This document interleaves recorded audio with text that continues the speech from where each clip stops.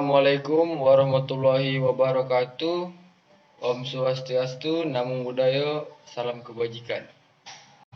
Perkenalkan, nama saya Muhammad Reza Farurozi dengan NIM 22102044. Baiklah, di sini saya akan membuat video tugas UTS dengan mata kuliah Teknologi Informasi Pemerintahan dengan dosen pengampu Bapak Sahrul Budiman, SOS MPM. Untuk mempersingkat waktu, langsung saja masuk kepada materi saya yang berjudul Konsep, Realita, dan Tantangan Digitalisasi Pemerintahan. Untuk menghadapi tantangan globalisasi di era industri 4.0, perusahaan perlu mengadopsi teknologi informasi dan komunikasi TIK agar dapat mengikuti perkembangan zaman. Untuk menghadapi tantangan globalisasi di era industri 4.0, perusahaan perlu mengadopsi teknologi informasi dan komunikasi TIK agar dapat mengikuti perkembangan zaman. Penyebaran ITC dan internet telah meningkatkan kemudahan di berbagai bidang seperti perdagangan dan pendidikan. Keberhasilan ITC dan internet dalam meningkatkan efisiensi bisnis seperti e-commerce telah meningkatkan ekspektasi masyarakat terhadap kemampuan pemerintah dalam menyediakan layanan publik yang lebih efisien. Berdasarkan survei, 60% masyarakat percaya bahwa pemerintah dapat meningkatkan kualitas layanan dengan memberikan layanan secara elektronik atau dikenal dengan e-government. Misalnya, penelitian James tahun 2000 menunjukkan bahwa masyarakat ingin dapat mengakses layanan seperti SIM, pembayaran pajak mobil, dan parkir melalui internet. Selain itu, sekitar 50% penduduk mendukung proses demokrasi pemungutan suara online. Harapan terhadap pelayanan publik ini disebut nilai publik. Keberhasilan sistem e-government diukur dari kemampuannya dalam menciptakan nilai tambah bagi masyarakat. Ada hubungan erat antara penciptaan nilai dan keberhasilan e-government. Jika penciptaan nilai menjadi tujuan, lembaga pemerintah dapat memenuhi kebutuhan dan keinginan masyarakat. Nilai publik mengacu pada kemampuan e-government untuk meningkatkan kualitas pelayanan publik dan mencapai pemerintahan yang efektif dan efisien. Kriteria pelayanan publik yang berkualitas meliputi transparansi, daya tanggap, aksesibilitas, dan keterjangkauan. Penyelenggaraan pemerintah yang efektif dan efisien dapat dicapai dengan mengoptimalkan ICT dalam manajemen dan proses kerja di lingkungan pemerintah. E-Gov adalah kependekan dari e-government dan juga dikenal sebagai e-government, pemerintahan digital, pemerintahan online, dan pemerintahan transformasional. Merujuk pada upaya pengembangan sistem administrasi yang memanfaatkan teknologi elektronik. Hal ini mencakup pengendalian administrasi dan proses kerja di lingkungan pemerintahan dengan tujuan memanfaatkan teknologi informasi dan komunikasi secara optimal untuk meningkatkan efisiensi, efektivitas, dan transparansi penyelenggaraan pemerintahan. Meskipun landasan e-government masih berkembang, konsep ini diakui sebagai bidang ilmu baru. Pada dasarnya, e-government dapat dianggap sebagai sistem informasi yang mewakili kombinasi aspek sosial dan teknis. Pada kenyataannya, pengelolaan e-government melibatkan kedua aspek tersebut, dan aspek sosial seringkali lebih menentukan keberhasilan atau kegagalan dibandingkan aspek teknis itu sendiri. E-government merupakan suatu sistem yang kompleks dengan aspek sosial, politik, dan budaya yang tidak hanya mengacu pada penggunaan teknologi web tetapi juga mencakup isu-isu sosial. Hal ini telah menjadi fenomena global yang menarik perhatian berbagai pemangku kepentingan, antara lain pemerintah, politis, mengambil kebijakan, dunia usaha, masyarakat, dan peneliti dari berbagai bidang ilmu pengetahuan. Perkembangan konsep e-government terus diiringi dengan berbagai penelitian dan kajian, menjadikan e-government sebagai bidang keilmuan yang mandiri. Sering berkembangnya teknologi, partisipasi masyarakat dalam pemerintahan juga dapat dilakukan melalui platform media sosial berbasis online. E-government yang didefinisikan oleh Hacks 1999 adalah kegiatan pemerintah yang mengacu menggunakan teknologi informasi (TI) untuk memberikan pelayanan kepada masyarakat. Dengan kemajuan teknologi, penerapan konsep e-government dalam menyelenggarakan pemerintah menjadi salah satu saran untuk menunjang aktivitas dan efisiensi pelayanan publik. Berbagai definisi dari organisasi seperti OECD dan Bank Dunia menekankan bahwa e-government mengacu pada penggunaan teknologi informasi oleh lembaga pemerintah untuk memberikan layanan berkualitas kepada warga negara, dunia usaha, dan pegawai negeri. Hal ini mencakup penggunaan berbagai teknologi seperti jaringan area luas, internet, dan komputasi seluler, dan berpotensi mengubah hubungan antara pemerintah, masyarakat, dunia usaha, dan bagian pemerintahan lainnya. Oleh karena itu, e-government dapat digambarkan sebagai penggunaan teknologi informasi dan komunikasi (TIK) untuk meningkatkan akses dan penyampaian layanan pemerintah, memberikan manfaat bagi warga negara, dunia usaha, dan pegawai negeri. Transformasi digitalisasi pemerintahan. Penguatan pemerintahan berbasis ICT penting untuk mendukung reformasi dan transformasi birokrasi. Hal ini memerlukan perubahan peran dan keterlibatan birokrasi sebagai pemain kunci dalam penyelenggaraan pemerintahan, pembangunan, dan pelayanan publik. Apabila birokrasi belum memenuhi syarat penyelenggaraan pemerintahan yang menggunakan TIK, maka perlu dilakukan reformasi birokrasi sebagai lembaga publik. Kalaupun terjadi reformasi politik, tidak ada jaminan bahwa Indonesia akan serius melakukan reformasi birokrasi. Semuanya tergantung pada kemauan politik dan keseriusan untuk meningkatkan kualitas birokrasi dalam menjalankan perannya. Reformasi birokrasi tidak hanya berfokus pada struktur, proses, dan prosedur organisasi, namun juga pada aspek moral dan sikap para birokrat. Tanpa pengakuan untuk mengurangi atau menghilangkan patologi birokrasi, maka upaya reformasi untuk membangun birokrasi yang efisien, inovatif, responsif, dan akuntabel hanya akan menjadi pernyataan belaka tanpa adanya tindakan nyata dan hanya akan berakhir begitu saja.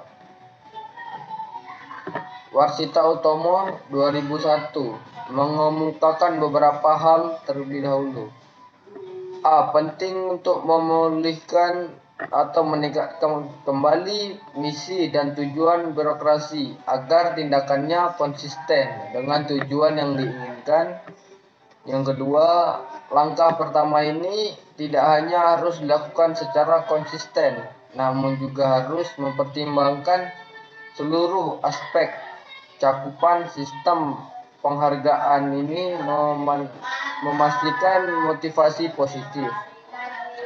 Ketiga, birokrasi dan reformasi harus mengurangi fokus pada kontrol keterlibatan dan prediktabilitas, namun lebih fokus pada kreativitas dan pemberdayaan.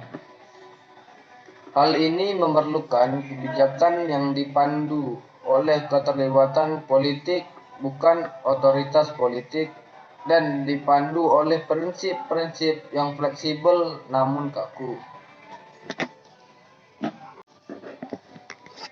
Tantangan e-government. Masyarakat melewati berbagai tahapan dalam perkembangan industri dan teknologi, dimulai dari Society 1.0 yang berbasis pada aktivitas berburu, kemudian Society 2.0 yang mulai berkembang pertanian dan organisasi yang lebih terstruktur, disusul Society 3.0 era industrialisasi yang mencakup berbagai jenis produk, dan Society 4.0 yang lebih fokus pada informasi dan meningkatkan penciptaan nilai melalui jaringan informasi. Saat ini, teknologi digital seperti IoT, Internet of Things, AI, kecerdasan buatan, dan robotika telah mengubah masyarakat secara signifikan dan menciptakan lingkungan yang lebih beragam dan kompleks. Perkembangan teknologi tersebut telah membawa perubahan besar dalam kehidupan sehari-hari dan juga membawa perubahan pada nilai-nilai dan kebijakan industri di setiap negara. Revolusi industri 4.0 telah memberikan beragam dampak terhadap kehidupan kita, dan konsep baru yang sesuai dengan tren ini adalah era Society 5.0. Ide ini menjadi dasar ilmu pengetahuan dan teknologi yang diterbitkan Jepang untuk mengatasi tantangan yang dihadapi negara-negara di dunia. Memahami tantangan dan peluang teknologi baru mengikuti pendekatan yang diusulkan oleh Tan et al. Peneliti yang dipublikasikan pada dapat diidentifikasi dalam 3 dimensi: manusia, teknologi, dan tata kelola. Yang pertama, aspek manusia. A. Kekurangan SDM dengan kemampuan yang mumpuni dalam pengelolaan data mining. B. Privasi dan keamanan pada data. 2. Aspek teknis. A. Ketersediaan data yang tidak terkonsolidasi. B. Validasi data, tidak ada standarisasi data atau database tidak lengkap. Dan C. Sistem penyimpanan dan pengelolaan data yang masih relatif mahal. Tantangan e-government selanjutnya. Yang pertama, aspek manusia. Kurangnya SDM, sumber daya manusia dengan kemampuan yang mumpuni dalam pengelolaan data mining. Kurangnya sumber daya manusia, SDM dengan kemampuan yang mumpuni dalam pengelolaan data mining merujuk pada kekurangan tenaga kerja yang memiliki keterampilan dan dedikasi yang tinggi dalam bidang pengelolaan data mining. Kurangnya SDM dapat mengakibatkan peningkatan waktu yang diserap untuk menyelesaikan tugas pengelolaan data mining, sehingga mengurangi efisiensi dalam proses ini. Kedua, kekurangan SDM dapat menyebabkan kesalahan dalam data yang diolah, sehingga hasil pengelolaan data mining memungkinkan tidak akurat atau komprehensif. Yang ketiga, penggunaan metode yang salah. Kurangnya SDM mungkin menyebabkan penggunaan metode yang salah atau tidak efektif dalam pengelolaan data mining, sehingga hasil akhir tidak mencapai target. Yang kedua adalah aspek teknis. Aspek teknis yang terkait dengan pengelolaan data mining meliputi ketersediaan data yang tidak terkonsolidasi, validasi data, dan sistem penyampaian dan pengelolaan data yang masih relatif mahal. Berikut adalah penjelasan singkat mengenai ketiga aspek tersebut. Ketersediaan data dalam pemodelan dan analisis data mining.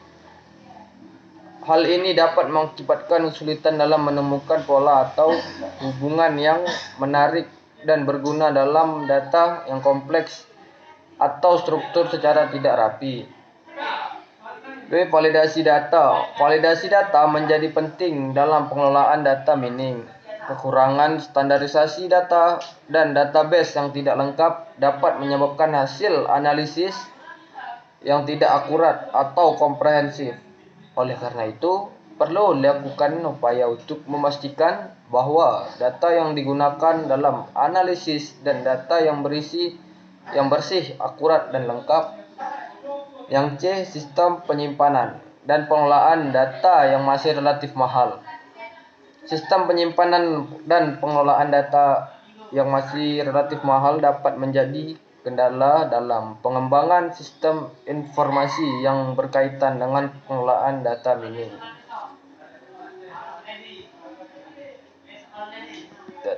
Dan yang ketiga, aspek tata kelola. Aspek tata kelola yang belum memadai dalam pengolahan data mining mencakup tata kelola data yang belum memadai dan belum adanya panduan penggunaan layanan cloud yang komprehensif. Berikut adalah penjelasan singkat mengenai kedua aspek tersebut. A. Tata kelola data yang belum memadai. Tata kelola data yang belum memadai mencakup masalah privasi, kepemilikan, mekanisme akun, dan lainnya. Hal ini dapat mengakibatkan ketidakpastian dalam pengelolaan dan penggunaan data, serta dapat menimbulkan risiko terhadap keamanan dan kendala data. Sebagai contoh, dalam implementasi Private Cloud Strong, perlu diukur tingkat kematangan kelola TI saat ini sehingga komputasi awan ini layak untuk diimplementasi. B. Belum adanya panduan penggunaan cloud service yang komprehensif. Kurangnya panduan penggunaan cloud service yang komprehensif dapat menyulitkan organisasi dalam memanfaatkan layanan cloud secara efektif dan aman. Panduan yang komprehensif diperlukan untuk memastikan keamanan, kendala, dan kepatuhan dalam penggunaan layanan cloud. Dan yang terakhir yaitu kesimpulan. Mengenai konsep, realita, dan tantangan digitalisasi pemerintahan saat ini, kita tidak bisa mengabaikan betapa pentingnya peran teknologi dalam mengubah dinamika administrasi publik. Meskipun dapat kemajuan, kita tidak dapat mengabaikan kompleksitas tantangan yang masih perlu diselesaikan.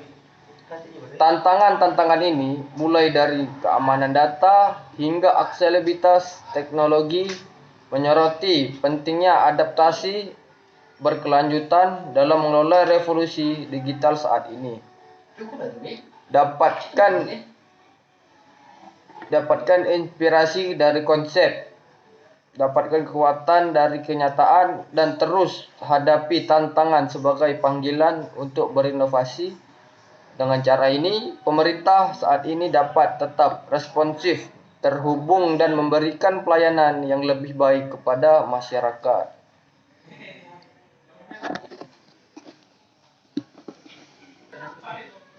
Sekian dari presentasi saya, terlebih dan kurang saya mohon maaf. Wabillahi taufiq wal hidayah. Wassalamualaikum warahmatullahi wabarakatuh.